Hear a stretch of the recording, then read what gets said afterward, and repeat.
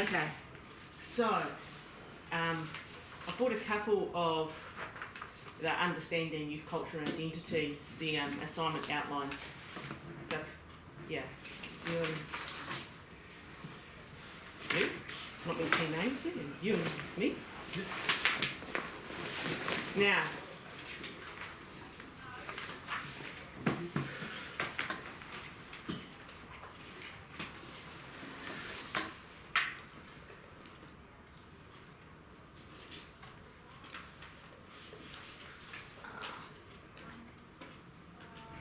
Now, the key thing to know about this assignment, can you think?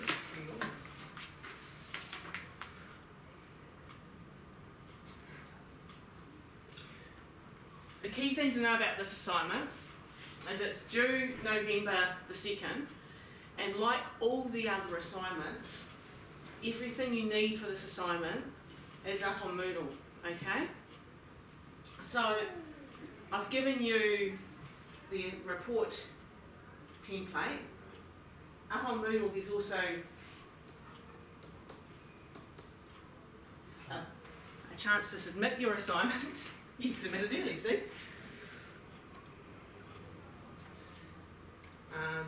Up on Moodle there is also a book again.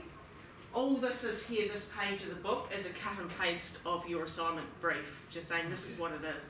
Now what you're going to do in this assignment, because you're looking at subcultures, and you've already clicked up in this course the importance of whakapapa, and knowing that what is said and happened before that snowball's continuing to roll. So the very, very first recognised global subculture, using that term subculture, so Chicago School did talk about gangs as subcultures, but the Birmingham School took that term and exploded it, okay? And they were particularly interested in the very first subculture, which for them was the Teddy Boys subculture, which emerged in the UK, and the adults absolutely hate it to the T. In New Zealand, the subculture that arose at about that time were the bodgies and the widgets, okay?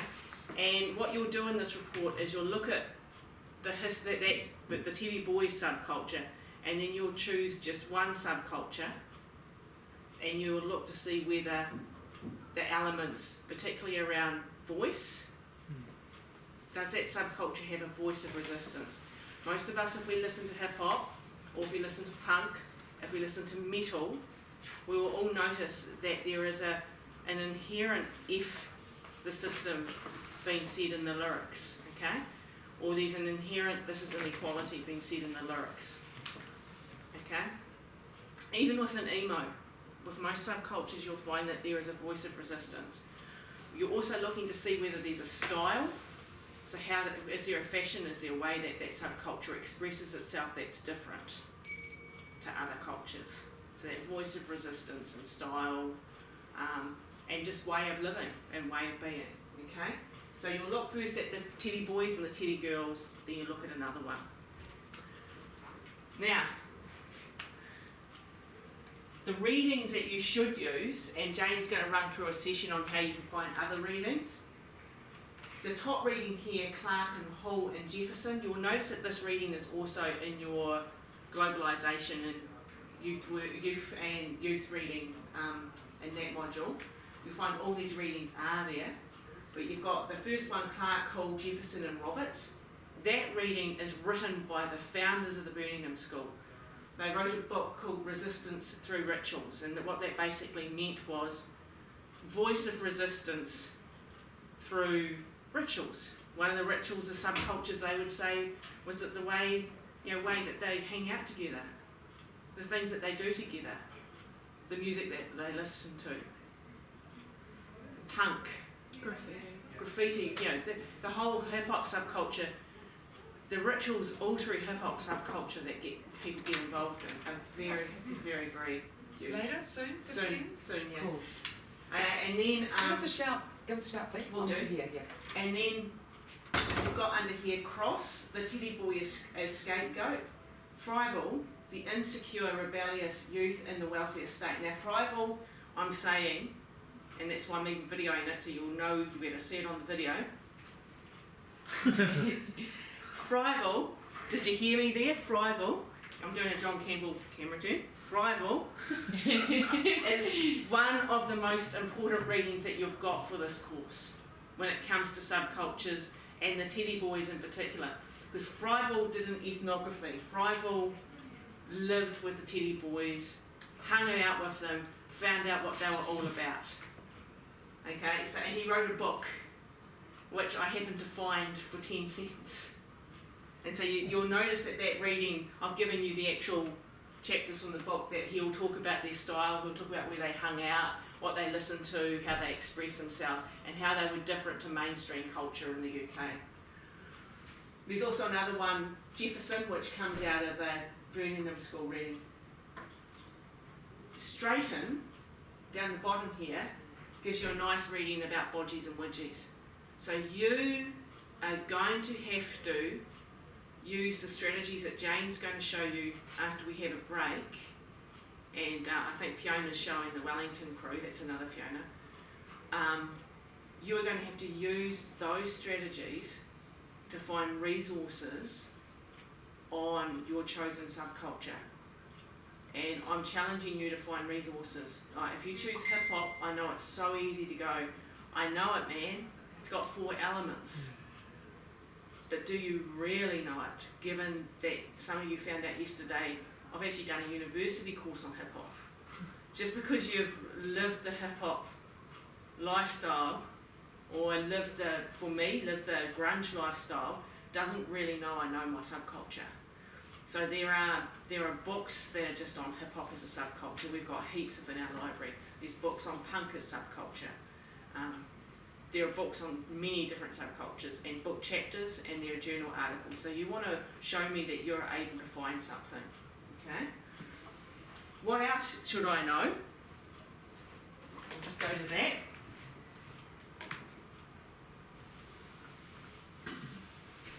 Okay, so up the top here, there's a link to Radio New Zealand, it's RNZ. It's very old school RNZ, but they actually they talk about what's called the Mazengarb Report, and we'll talk about it a bit this afternoon. But the Mazengarb Report, if you listen to it, Karen, you'll hear what it's all about, as a report that was written in the 1950s by the government in response to bodgies and widgies, because they saw bodgies and widgies showing young people going completely astray. We'll talk about that this half, but yeah, that article, that radio article, they actually interview old bodgies and old widgies. And where do subcultures in New Zealand start? Not in South Auckland. Subcultures in New Zealand start often in places like the Hutt Valley in Wellington, because the Hutt Valley is very similar to, some of you did that map for me at the beginning of the year, but in Hutt Valley you've got very rich people living next to incredibly poor people. So it's a breeding ground. You've also got a very high proportion of adults, young people in the Hutt Valley. The bodgies and the widgies started in the Hutt Valley. Hip hop culture started in the Hutt Valley in New Zealand. So it's quite an interesting area geographically to know. So if you're down there, Eva, holla. And I'll show you some of the history, because the bodgies and the widgies were kids that basically went for a pesh by the Hutt River and hung out in milk bars, and that was enough to set the nation on fire, and for the government to say that the nation had lost its way with its young people. Okay, so the rest of this section on all you need to know is really the videos and that you had for the Globalisation Week, which I think is the next block bit. So there's a little bit on the youth culture of the 1950s. There's also here Fred Perry, Subculture Films #1.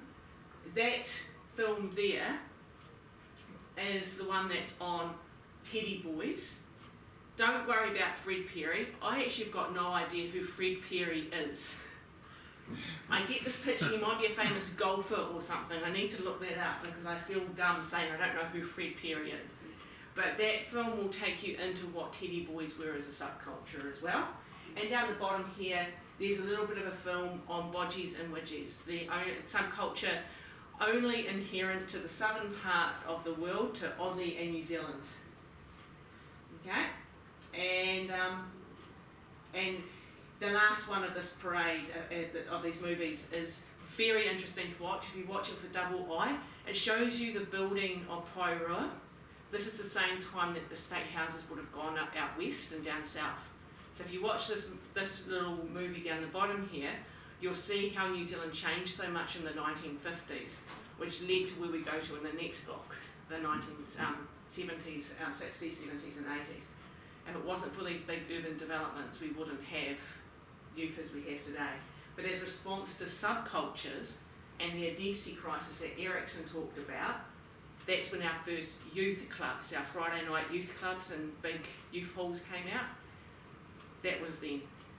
They came out in response to young people exploring identities, heaps of subcultures, and adults wanting to be able to support young people in their identity development. So you'll find some of New Zealand's first youth Friday night club workers talking in that video.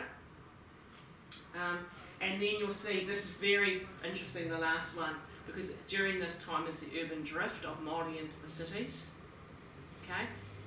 And you'll see how it's called paternalistic, which means like a father, how the white people, even doing the narration and that, talk about Māori as they need to start shaking themselves, they need support, we're going to have to help get them out of the situation that they're in.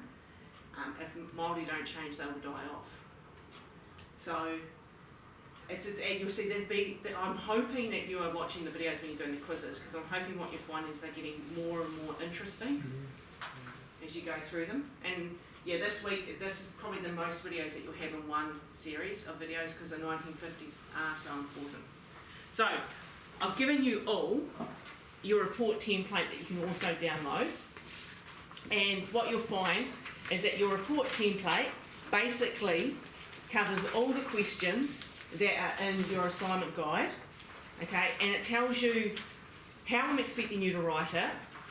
So I'm expecting you to write it in a youth-friendly way, okay, so not with lots of waffle. So if you need to find out how to write it in a youth-friendly way, then this person and this person are the people to talk to. If you need to know how to write it in a lot of waffle, then this person is that person to talk to, okay? I'm encouraging you to use pictures, okay? You don't have to APA reference your pictures, but it's always good practice, even at the end, to put the websites you got your pictures from. So at the end of your APA reference list, to say pictures from these websites, because then you're acknowledging that you weren't the one taking pictures, okay? Now keep it sexy. And what sex means is that you don't have sex every moment of the day, even though academics dream about it. Remember, it means statement, explanation, example, okay? So remember, each paragraph needs to have 3 sentences. One's a statement sentence, one explains it, and one provides an example or gives me more explanation. I don't need an example all the time. Keep your sentences nice and short, because young people like to read to full stops. Okay, they don't want to read a paragraph that's one sentence. Okay? Where possible, give mana to your reference source, so you put the name outside. So if you read so an example was, if you read Thomas, you will find that Bodgies. Okay?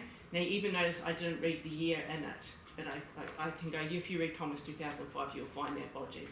But if you put the author's name outside of the brackets first in your very first paragraph, then you don't have to reference again in that actual paragraph. It makes it nice and easy for you. But in saying that, if you want to get really show that you've really read deeply, you'd write something like Teddy Boys were the first subculture in the United Kingdom, and at the end of that, your reference can actually potentially look like this. This is one way of getting your reference list slightly up. So your reference could potentially, so if I went, Teddy Boys were the first subculture of the 1960s, of the UK, the first UK subculture. I know that if Ravel said that, I know that Thomas has said that, and I know that Fleming said that. We'll pretend, okay? So I know it's been said by 3 people. I can reference all 3. So I've got Teddy Boys were the first subculture of the 1960s, and then at the end of that sentence, in alphabetical order, I have Fleming, 1960, and I've got what's called a semicolon there. Preval, 1966. Can't remember the last one, so we put Thomas, 2015. So I've actually got 3 sources in there at the end of that one sentence, so I'm saying this is where it all came from. But that would then mean that after that, if I'm going to separate some of the ideas out of the authors, I might say Preval, and then I have to reference him again because he's clumped in with the others. Lived with Thomas, wrote about the media. Okay, it's a bit more complex that way of referencing, but it's often easier to say Preval talks about Teddy Boys and show me that you've read one reading really well, okay? Because you are first years, I'm not expecting you to read like thousands of readings and do thousands of stuff, okay? So, what have I got? I've also got down here, use you for your sentences so that reader knows you are writing to them personally. Young people really benefit when we write using the word you instead of the word we or I. If you find that difficult, don't worry about it, okay? I'll show you an example in a sec. And then what you basically need to do, you see your introduction's going to be 50 words. The next section's going to be 150 words. The next section, 150 words. So you're just answering the questions. Okay? And then at the end, you put in a reference list. Okay? Right, I'll show you the example, and I will tell you that the example, probably the referencing would have got it a bit lower than a full-blown A+, because it's not the 100%, but it definitely is an exemplar. Like when I say exemplar, it's like of excellence. So don't think that you have to do as good or better, but do see it as a way of understanding that you can be creative in this as well. Okay? Right, I'll just get to the computer here, take you out of that book, take you out here, take you out one more, and the example is here.